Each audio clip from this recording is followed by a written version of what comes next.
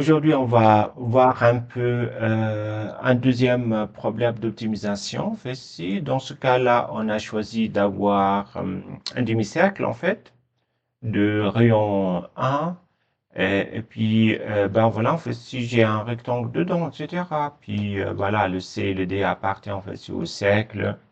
Puis, nous voulons savoir à quoi est égal l'angle T pour que le cercle, l'aire du cercle ABCD soit maximal. Alors, je vais chercher en fait, c'est quoi la longueur, c'est quoi la largeur dans cette histoire.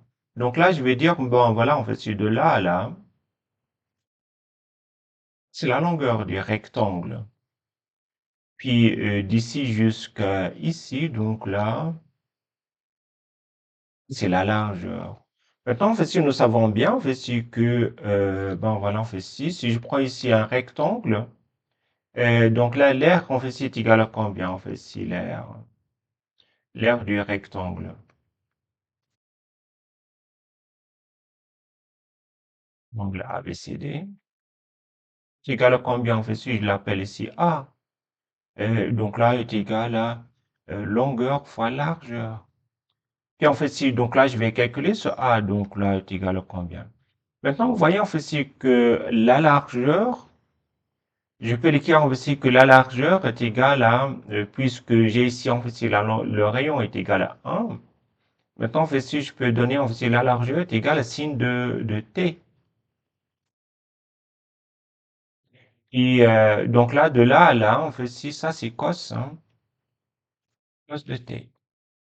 Puis maintenant, je vois bien en fait si que la longueur est égale à 2 fois cos et la largeur est égale à sin de t. Et voilà. Et donc là, on fait si est égal à donc la longueur qui est ici, on fait si 2 fois cos de t et fois sin de t, non? Non, voilà, on fait si 2 fois sin cos, donc là, ça fait ici est égal à sin de t, non? Je peux faire une transformation orthogonale.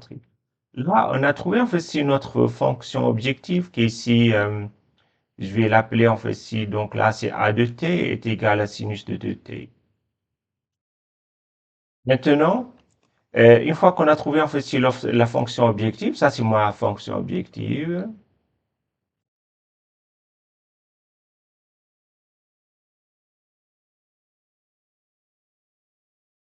Donc là en fait si, je dois en fait c'est la première chose qu'il faut trouver. Deuxième, maintenant en fait si je dois aller en fait ici, chercher en fait si quels sont, je vais dériver à prime de t. Si je dérive à prime de t est égal à combien? Dérivé de 6, ça fait 6 cos. Cos de 2t fois la dérivée interne qu'on reçut, donc la 2t prime.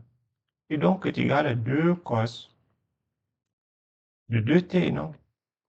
Maintenant, une fois qu'on a trouvé ça, je peux passer directement à aller chercher les zéros. Les zéros de A'. Donc là, je dois résoudre aussi l'équation. A' de t est égal à 0. Et là, ça me donne quoi en fait? Ça me donne 2 cos de t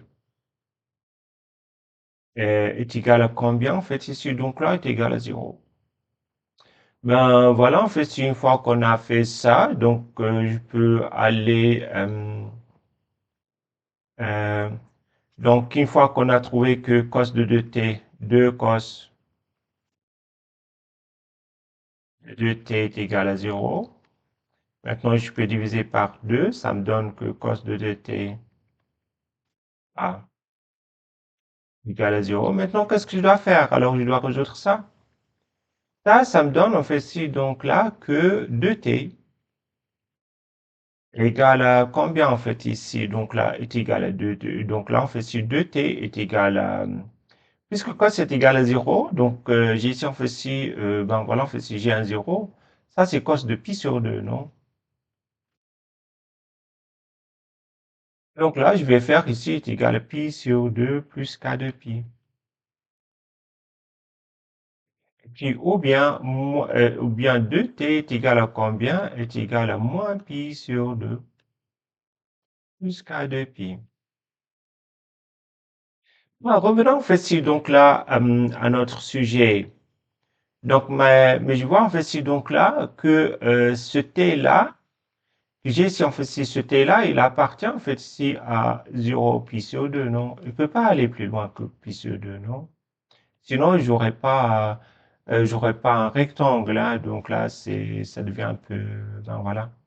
Donc là, je dois rester en fait si avec un T qui est entre 0 et en fait, c'est entre 0 et pi sur 2. Alors, donc là, c'est celle-là, en fait, si cette solution l'exclut. Et je garde la première, mais j'ai pas besoin, en fait, si de, ben voilà, on verra. J'ai en fait, si donc là, 2t est égal à pi sur 2 plus k de pi. Puis, en fait, si je divise par 2, et je trouve que t est égal à pi sur 4 plus k pi.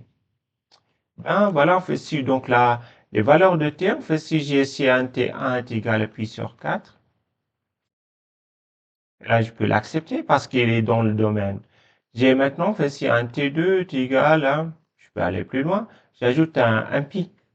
Et donc là, est égal à pi sur 4 plus pi est égal à 5 pi sur 4.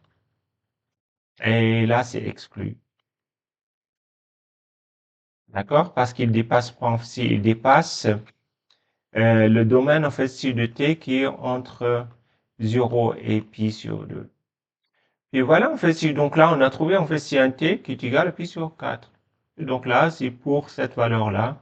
Maintenant, vous allez peut-être me demander, mais à quoi est égal l'air? Et donc là, en fait, si on va calculer. Donc là, on a dit, en fait, si, bon, voilà, est égal à pi sur 4. Mais est-ce que c'est un maximum? Bien non. Alors, on va faire le tableau de signes. Tableau de signes.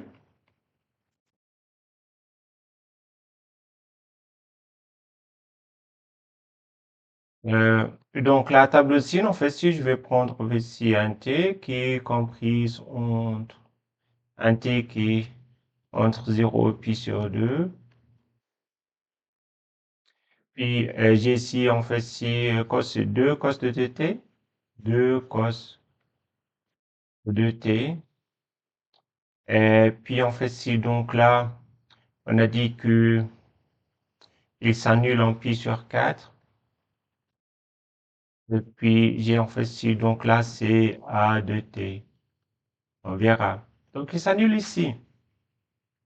Puis maintenant, en fait, si, donc là, puisque ça annule en pi sur 4, etc., je veux savoir, en fait, si est-ce qu'il est positif, négatif, etc. Pour faire ça, je peux aller chercher, par exemple, une valeur ici de ce côté-là. Donc là, je vais prendre ici, par exemple, ici pi sur 6, non? Question de faire, en fait, ici 2 cos de pi sur 6 à quoi égal? Cos de, on fait ici, donc là, de 2 fois pi sur 6. Donc là, égal à combien? Est égal à 2 pi sur 6, en fait, ici. Donc là, ça donne ici cos de pi sur 3, non? Et cos de pi sur 3 est égal à 1 demi. Donc, est égal à 2 fois 1 demi est égal à 1. Et donc là, il est positif. Donc là, je suis positif. Donc là, c'est positif. De l'autre côté, vous pouvez en fait aussi chercher là par, je sais pas, par exemple, une valeur en fait c'est de pi sur 3, par exemple. Pi sur 3. Vous allez trouver un peu ce qui c'est négatif ici. Donc là, tu as ici. Donc, 2 cos de 2 fois pi sur 3.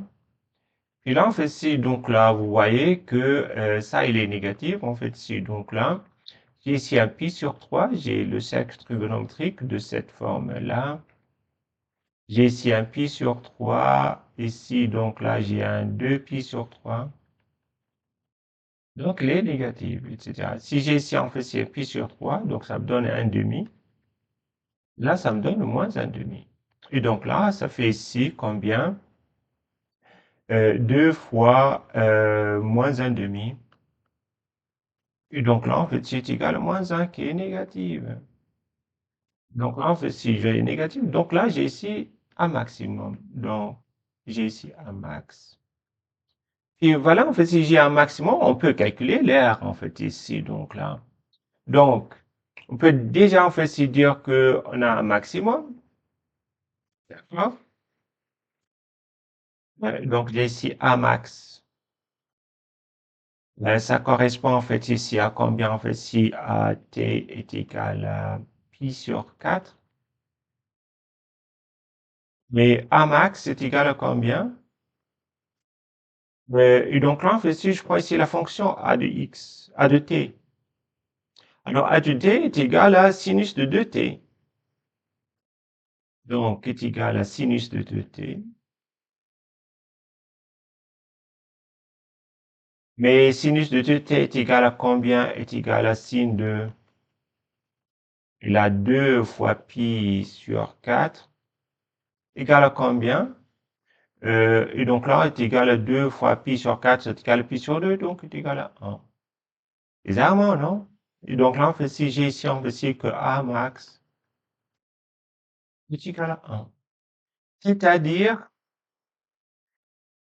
l'aire de ce rectangle ne peut pas aller au-delà de 1 unité au carré, etc. Et voilà, en fait, si donc là, comme souvent, on fait si, qu'est-ce qu'on a fait? La première des choses, c'est trouver la fonction objective. La deuxième des choses, en fait, c'est faire le dérivé A'. Troisième, les zéros. Et donc là, on a trouvé en fait si les zéros, etc. Puis quatrième chose, tableau des signes. Et là, c'est ce qu'on a fait. Une fois qu'on a fait ça, on peut répondre tranquillement à cette question. Ben voilà, merci beaucoup et bon courage pour les examens suisses de maturité.